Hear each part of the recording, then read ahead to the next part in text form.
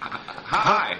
You go first. Okay, hi, I'm Jim Pinkerton. And I'm David Corn. And together, we're bloggingheads.tv, back again. Boy, we could synchronize that better. After all the times we've done this, Jim, you think we'd get it right. I think we need better production. Yeah. Well, anyway, this may even be an abbreviated version of our usual Blogging Heads TV, because I know you're a very busy guy, and for once in a while, I am too. Okay. So let me just jump into this with you then. The big news of the week is Mrs. Politics, Clinton. yeah, Mrs. Clinton. Right. We go from, after Pennsylvania, this is, she's going to win, or she's close to winning, she's back in it, she's queen of Pennsylvania, and then she has a loss in North Carolina and a narrow one in Indiana, and all of a sudden it's, see you later. Tim Russert, on MSNBC, even before they finish counting the votes in Indiana, I can tell you who the Democratic nominee is going to be. And it's going to be a he, not a she. I mean, so she's been counted out. But you would agree, David, you're part of the process, right? Your headline on Mother Jones of, damn the... What was it? Damn the pundits... Full speed ahead. Right, damn the pundits, full speed ahead. I think you captured something about the nature of the process now, which is that, last time I counted, something like, 49% of all the voters in a two-party race are for Hillary. That counts as a pretty close election. Right. And Obama's far below what it takes to actually win. And so it seems to me there's plenty of campaigning left. And yet, the entire political class has pretty much, maybe either they followed your lead or you followed their lead, or you're all thinking the like-minded thought of how can we drive Hillary Clinton out of the race as soon as possible, right, David? Well, I don't say how we can drive Hillary out of the race. I was on the conference call earlier this week with the Clinton campaign, and I asked them, are they pursuing anything other than a nullification strategy, by which they have superdelegates vote against the way the vote turns out in the primaries and caucuses. Now, why is that nullification? Because for some of our younger Blogging Heads, TV readers, listeners, viewers might not know that absorbers, that nullification is an incredibly loaded phrase, and I'm sure David chose with care to refer to the political theories of John C. Calhoun, who is probably not his favorite political theorist, in which John C. Calhoun said, if the Yankees want to do anything to eradicate slavery, we'll nullify it. Well, what I was thinking was what a jury does when it doesn't like the case a prosecutor brings, which is to nullify it. It's concept. It's not just a political concept. It's a concept, I think, going back to English law. Right, but the point is, it's not a legal proceeding. We're in a political proceeding here. Yes. And so in other words, I think why is it a legislative proceeding? Right. Why is it the case that the superdelegates exercising their right to small d democracy? Why would that be nullification as opposed to simply informed deliberation? Well, that's Jim. You work for Huckabee. I think the Hillary campaign could use you right now. The point is, it would be nullifying the will of the people who voted. Now, yes, it's a close election. I've been saying that all along. It's kind of a 50-50 election, except. Fortunately for Hillary, it's actually a 51-49 election when she's on the downside of that equation. So, can the party, by way of insiders and elders, whatever you want to call them, voting against the way the primaries and caucuses turn out, end up giving the nomination to the person who came in second after all that campaigning? Now, there is no doubt at this point in time. There is no doubt that she will be behind in pledged delegates, and also now, it seems, in popular vote, even if you include those ghost voters of Florida. Even if you give Hillary those, she still can't, make up the difference here in the elections left, kind of small states, and, she's not going to have 90-10 blowouts in any one of them. So that being the case, the only argument her campaign has now is to go to the superdelegates and say, we are the better candidate, despite what those voters thought, we are the better candidate to go up against John McCain in the fall. Yeah. And so you should nullify the will of the voters. That was my point. To put it another way, use your own best judgment. Use your own best judgment to nullify the will. Or simply to pick the most electable Democrat in November. This is not either or. But who you think it. It's just, now we're into the realm of nothing but opinion. Right. But tell me this, David. What was the purpose of the superdelegates? Where do they come from? They came from years of wrangling amongst Democrats who every 5-10 years, or even shorter sometimes, have these internal debates over party rules. Right, and what was the whole? Correct me if I'm wrong. No. The whole theory of the superdelegates was exactly this. Well, if the party rank and file is hijacked by the left, we want moderate, elder statesmen, experienced heads, politicos, whatever, to overrule them. Well, they haven't done it to date, and I'm not sure they even thought through. They may have wanted the right to do so, but I'm not sure they thought through the consequences of doing so, particularly in the sort of dynamics we have now. A popular guy who places first by playing by the rules. Now the other part of my piece, which you cite, is that I basically said she could only, follow this nullification strategy in essence by going nuclear. I mean, this would tear. You wouldn't say that's a loaded word, would you? Well, of course. In case you haven't noticed yet, Jim, you and I are political columnists. We're not pastors. Right, no, I understand. But your phrases, nullification and nuclear, are so intended to provoke the response that you want to achieve in your listeners. Well, listen, in Washington, it's become a bit of a cliche now to say going nuclear. The nuclear option, blowing up the filibuster with judicial nominations. Remember that? Right. But who called it that? Was it the opponents or the proponents? I don't know who. I'm pretty sure it was the opponents. But as someone who is against the dropping of the bomb at Hiroshima and Nagasaki, I feel well entitled to use this worn-out cliche in Washington politics. I've paid my dues. But in any event, I mean, I think, do you have any doubt? Do you doubt for a moment that if the superdelegates, following their own best judgment, voted this way and took the nomination away from the guy who came in first and gave it to Hillary, that would not lead to, speaking of it, a civil war within the party, which may be what a good Republican like you would like to see, Jim. I'm sure you're right. I'm sure, and that's why I'm sure the superdelegates will be in the end happy enough to vote for Obama. Not that they think he has much of a chance of winning the general election, but because they want the internal peace and quiet. They don't want to have their homes in DuPont Circle and Cleveland Park toilet papered or egged by activists. When was the last time that even happened? Well, I don't know. They don't want to see it. They don't want to know.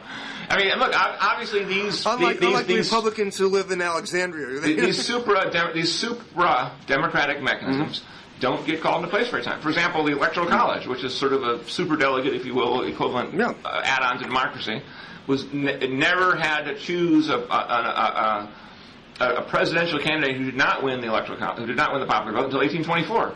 Our first presidential election, I guess, was 1789, and the first time it was that the nullification, to use your phrase, was invoked was 1824. So 35 years later, the superdelegates, as I recall, came in the wake of Mondale, when the Democratic elders said, "Look, they were superdelegates before then."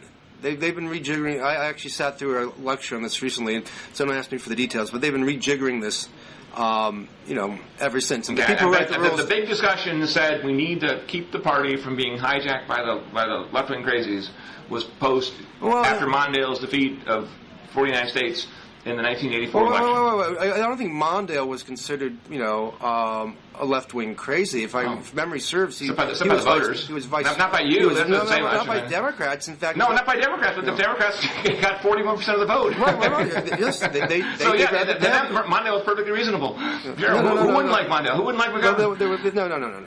It was not. Actually, a lot of this was also to just in terms of political patronage to reward the state delegates and state committee people who actually work for nothing, giving them a shot in the process. It was really. It was certainly not designed, I think, to weigh in the way that Hillary would like it to weigh in at this point in time. I think that's a genuine point of difference between us. We'll just leave it at that. And we couldn't possibly settle it by yelling at each other. Let's give it a try. But bottom line here, put aside your Republican strategist cap. Do you think there's any way that the party could survive an action such as that? No, I don't. I think that's why they'll give it to Obama. But again, I repeat, they don't think Obama's going to win. They just figure it's easier this way. Look, the Democratic Party will continue to flourish at the congressional level and the gubernatorial level. Frankly, especially if Obama is not president. Well, just remember, if McCain wins in 2010, Pardon me, 2008, then the Democrats have a lot to look forward to in the 2010 midterms. And conversely, the Republicans have a lot to dread. Jim, just remember, as in the election, in the fall, in the general election, we're not going to be talking about this. We're going to be talking about two things: the economy and the war. No, I don't the economy and the war. I think that's what you'll be talking about. I think the voters will be having their own ideas of what to, and including the nature of Obama and his associates and his friends and his political beliefs. I think those will be major, major topics, and you might not like it, but the voters get to decide these things for themselves. Well, fine. Well, we'll talk about one of McCain's associates later on in the show. How's that for a tease? But before we jump to that segment, let me bring up a fellow Republican of yours, Newt Gingrich, who actually has a different view than you do. Hard to believe, I know. He wrote a piece for Human Events a day or two back, in which he basically said, Republicans, wake the hell up. No, but actually, he does have a different view. Wait. There are two parts to his. One is that he thinks that the Republicans, the congressional Republicans, are walking into a thresher, that they're about to be completely obliterated, as Hillary might say, destroyed. But what he's saying is they're going to take down John McCain with them.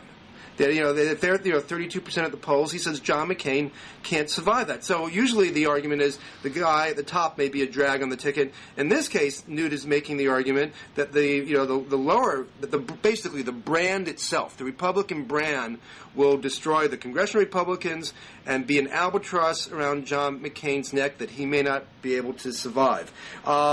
Fortunately, though, he has a prescription. Can you fancy that, Newt Gingrich having an idea? 10 points is there. I think only 9 this time.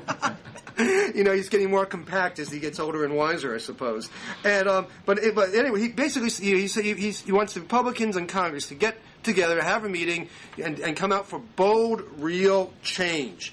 And of course, he has an idea what this bold, real change should entail. There are 9 points. One is the gas tax holiday that already seems to be an old idea. One is putting more oil into the National Petroleum Reserve.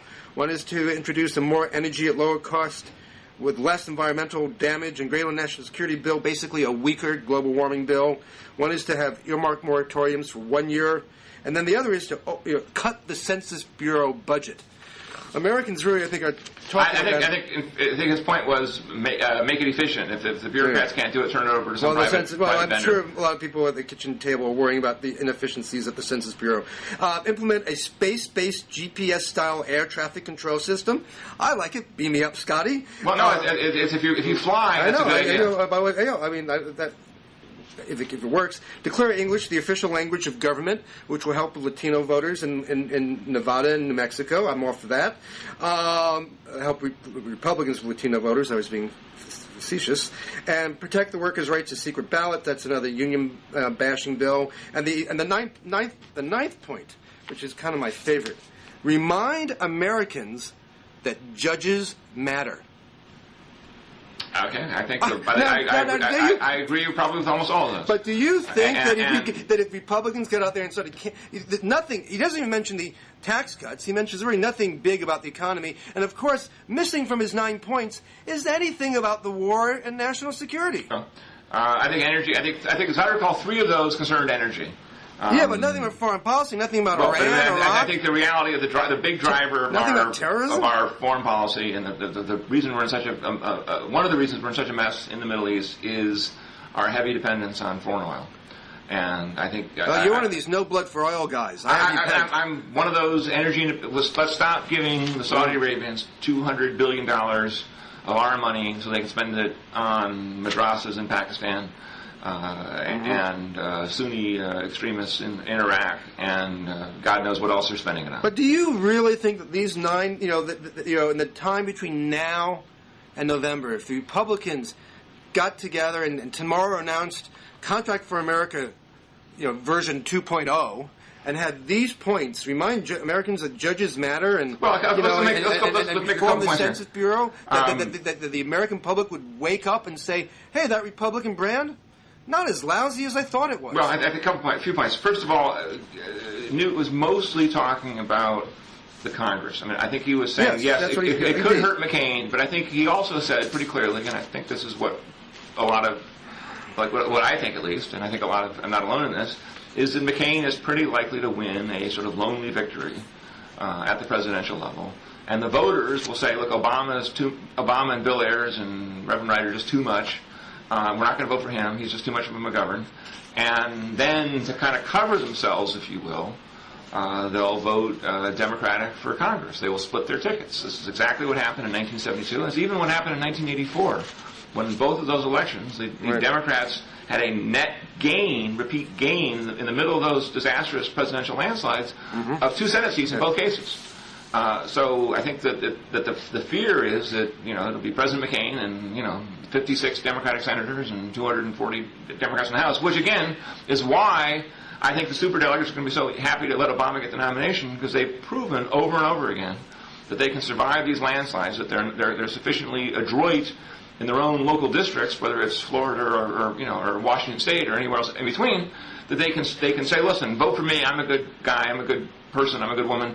And ignore the top of the ticket. That's been the Democrats' formula for holding the majority in Congress for the bulk of the last 60-plus years. Now, but Newt, who is basically a creature of Congress, first and foremost in terms of orientation and loyalty, is making a good point to Republicans that, look, precisely because McCain is likely to win, and precisely because the Democrats are likely to benefit from the backlash against McCain, that sort of remorse that they'll feel, because not that they love McCain, it's just that they fear Obama.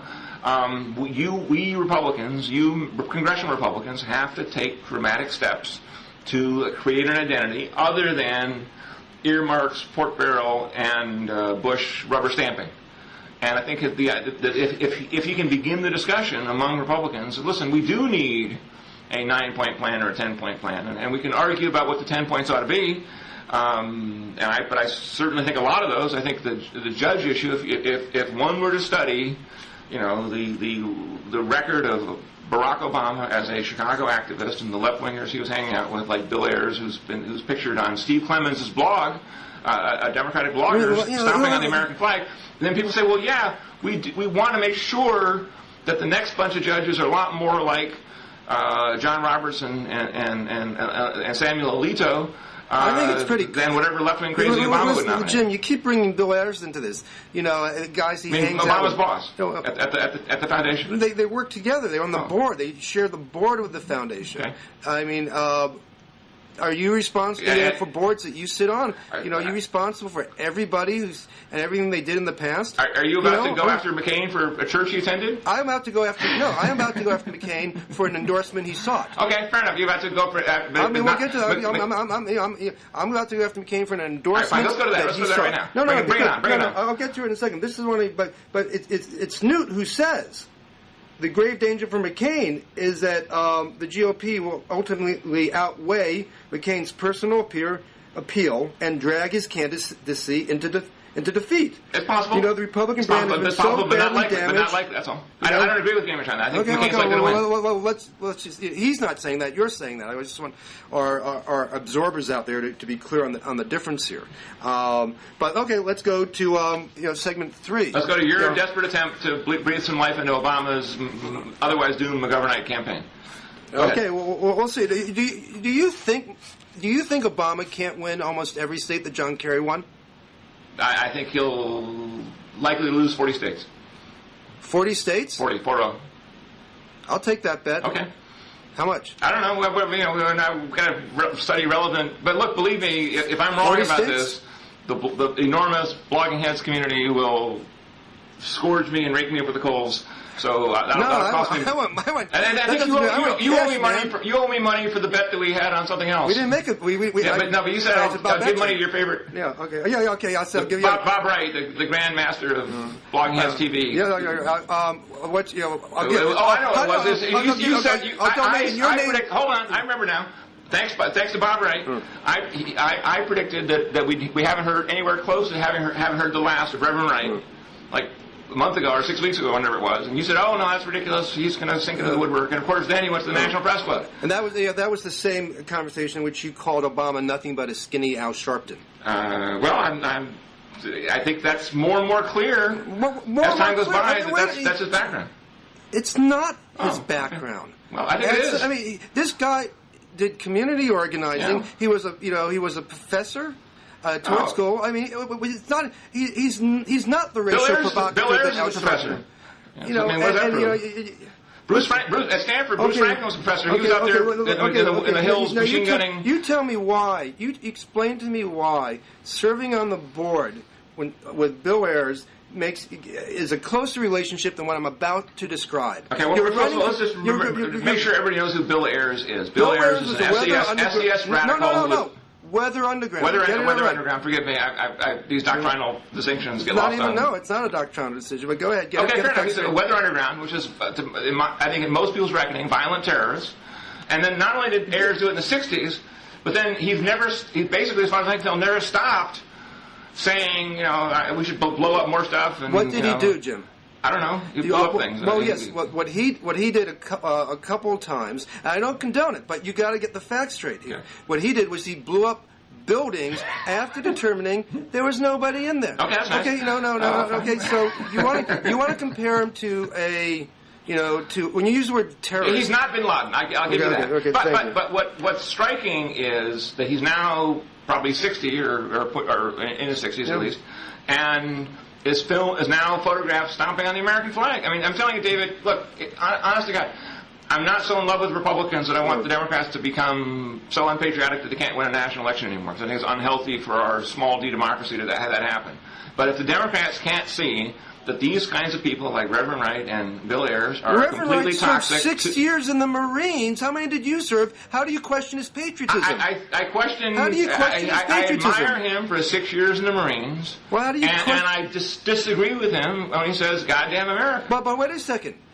You can disagree with him. I wouldn't, use those words. But you're questioning his patriotism. He said "goddamn America" because America was locking up black men disproportionately because of the disparity in sentencing between God. Benedict Arnold was at one time an American patriot who became an anti-American patriot, became a traitor to his country. I mean, there's plenty of people who were good and then went bad. I would put Reverend Wright in that category. I don't question. I think it was the wrong thing to say, but I don't question Jerry Falwell or Pat Robertson's patriotism when they say God has damned America because of abortion, and that's why we had 9/11. It's not a patriotism question. I think there's a slight difference between what you interpret God as having done.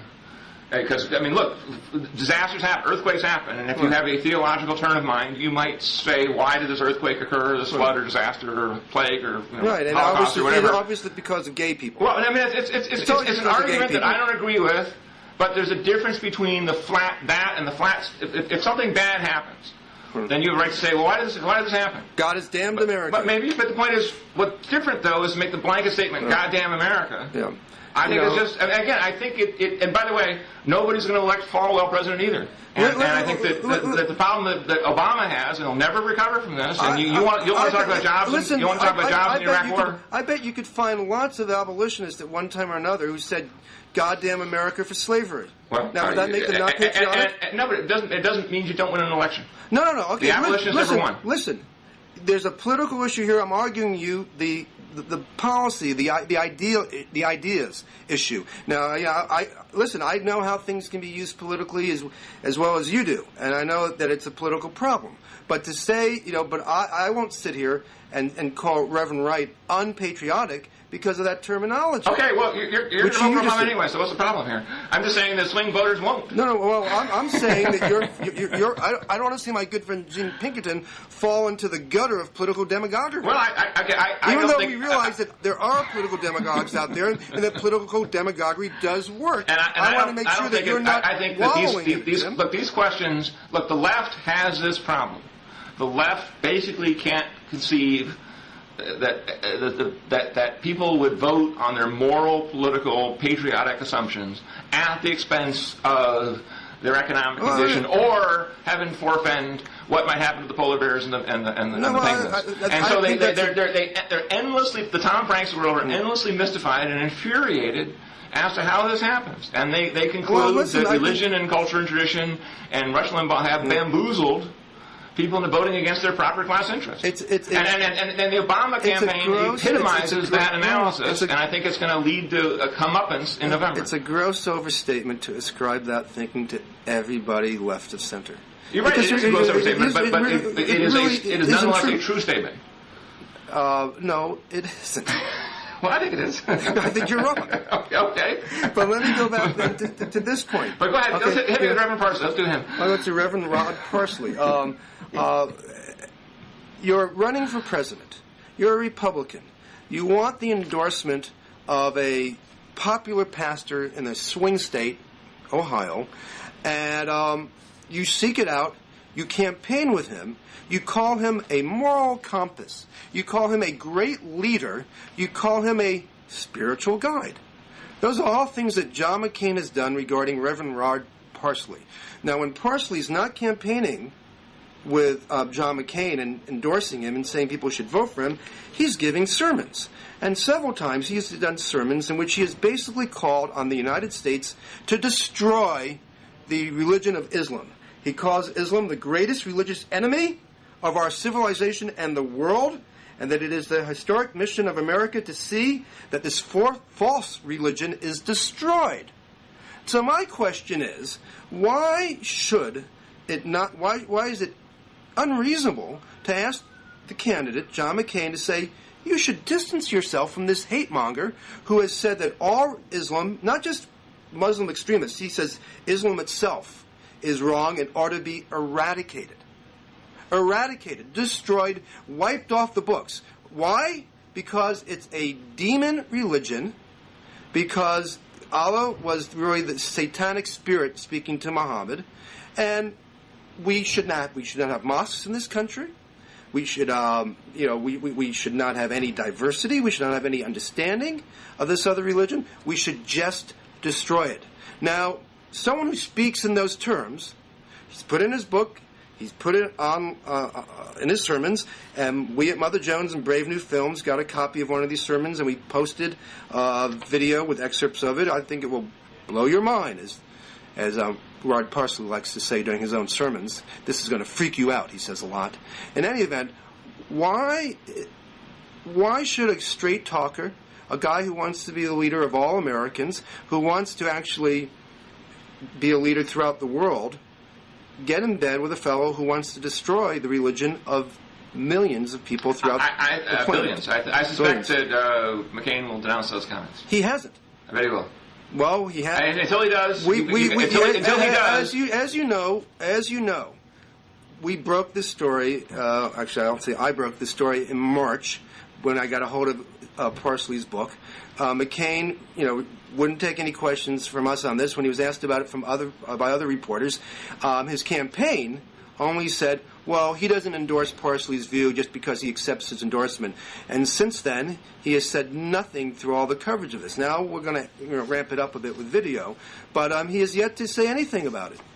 Well, as somebody who believes in separation of church and state, and that you are rightly judged by your associations, I think this is a serious issue for McCain, and he should say, in the strongest terms, that he doesn't agree with this fellow on these things. Well, I suspect he will. I'll bet you he does. There's a political wrinkle here, and that is Parsley has been credited by some with winning Ohio for Bush in 2004.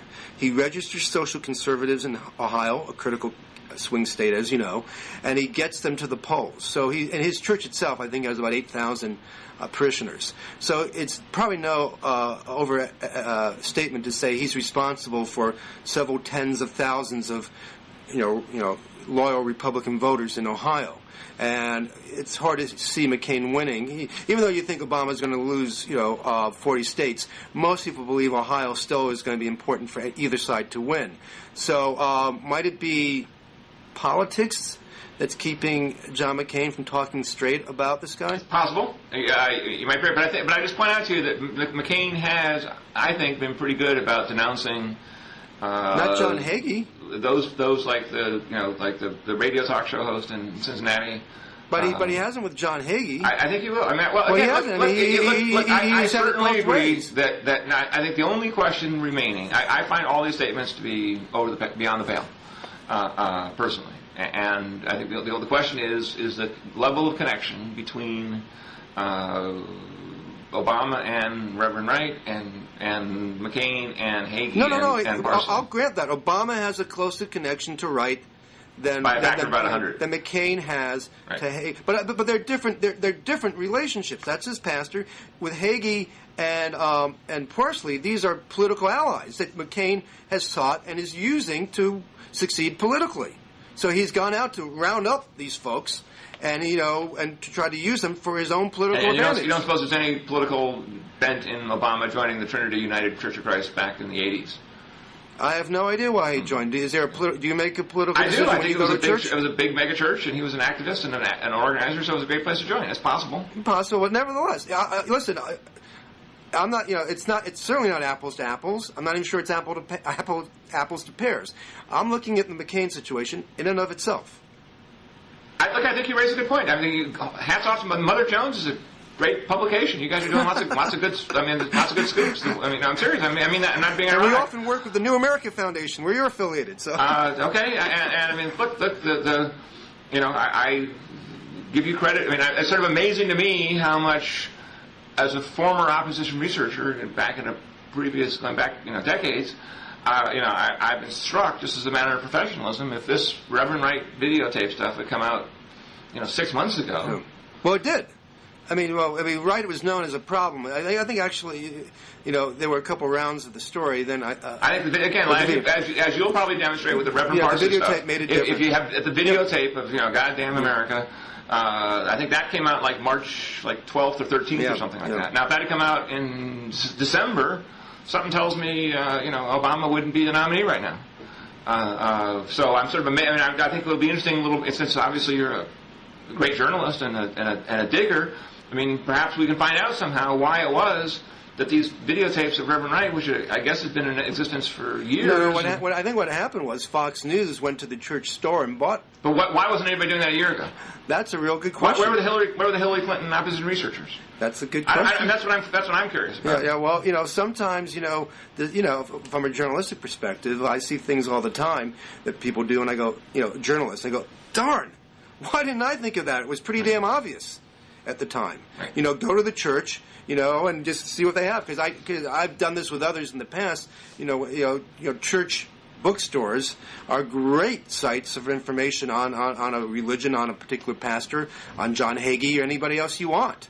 And it's where they sort of are, selling things that usually are taped, within the church or a pamphlet or something in which they're not, they realize they're not speaking on Fox to a mainstream audience, but they're speaking to the flock, and they are more free with what they actually believe. So church stores are a wonderful source of information for journalists. So all those aspiring political activists out there in Blogging Heads land, take note here. Yes, I'm giving away a big tip. Get thee to a church store. A church nunnery or church storery or something.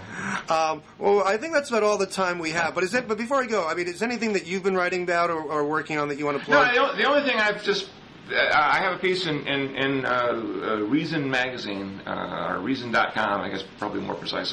It's hard to know anymore what actually gets published and what's online, in which I discuss the history of the libertarian movement from the perspective of 2058.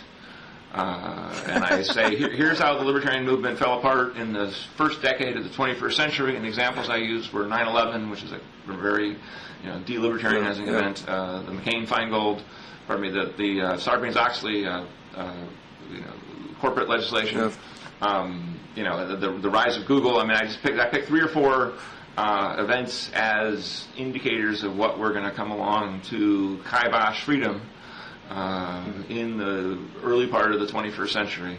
And I think that all of those, including myself, who put a great premium on personal freedom and personal liberty, need to be aware that the trends running against personal freedom and liberty and human expression are extremely strong now. It's not so much a left or right thing, it's sort of a technological thing. The ability now of the government to surveil us is so much greater and so much more powerful now. And it's not just the government. It's not just the government. I agree. It's not just the government. I agree. As we showed here at Mother Jones. And I agree. And so that is something I'm sure we can provide a link not only to the article I wrote, but also I did a video thing with Nick Gillespie over at Reason, just up the street, just yesterday, and I'm sure that will be online quick enough. And so I might as well thank you, David, for letting me give a plug to that. In a sentence, if you can, if that's possible, Bob Barr running for president on the Libertarian ticket. Looks better and better to me. And what do you think? I mean, he won't win. Look, listen, Jim, don't go out on the limb here, okay? You already said Obama's going to lose 40 states. I don't want you to get out there with another one. Bob will not win. But I think that, as with Ron Paul, I mean, look, does he take votes away from Republicans? Yeah, I think that a close look at the Ron Paul money raising and so on. I mean, his best money raising. Admittedly, money is not the same as votes. Were places like San Francisco and Austin, Texas. Right. I think that the sort of the sneaky phenomenon, I've written about this in the past, is that much of the left now is basically sort of libertarian in their own orientation, and they come out of the '60s and empowerment, empower the people, and so on and so on, and it's sort of they want to smoke pot, and they go from not wanting the cops to catch them smoking pot to not wanting the cops to catch them not paying their income taxes.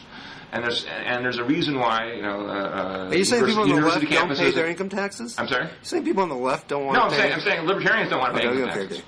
And so if you're whatever you might have been cheering for Che Guevara in the '60s, but by the time the '90s and the O's have rolled around, you're a lot more conscious of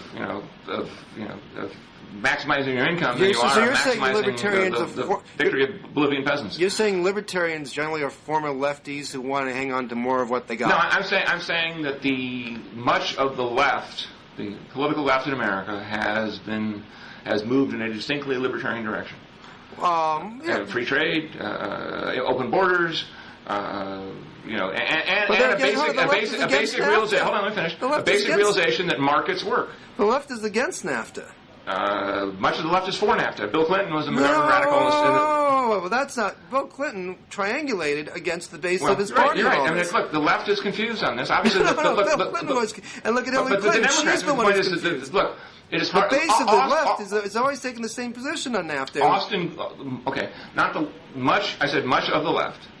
Much of the Democratic Party has totally bought into some variant on free trade, some variant on that's not true. Auctioning of spectrum. That's not a majority position within I said much of. Some have, but actually, most of it's gone now. We're talking about liberal. The economic advisors to both Clinton and Obama are basically free traders, as far as I can tell. Austin Goolsbee and all the people around Hillary. Now, the candidate might have changed. Not that I think one of the things that hurt them both was that nobody really believes them. Okay, well, I asked for a short answer from Bob Barr. But just tell me, get back to that. I don't think Bob Barr will do very well, but I think he will, as with Ron Paul, get a lot of attention because a lot of people, including in San Francisco and the Research Triangle and New York City and other liberal hotbeds, will say, yeah, he makes a lot of sense. Do you think he could be a Ralph Nader for the right in terms of taking votes away from Republicans? Possible. It just depends on how good a campaign he runs and how much money he raises. But I think he'll get a lot of I think he'll get a lot of money. And I think he'll run a pretty good campaign. Well, I hope he has a campaign fundraiser where he puts whipped cream on the. Remember, you got in trouble for that, putting whipped cream on the private parts of a server or someone who jumped out of a cake. You can Google it. And some opposition researcher can come up with this. Anyway, Jim, it's always great talking to you. Thanks, David. And I'll see you soon. Very good. Bye-bye.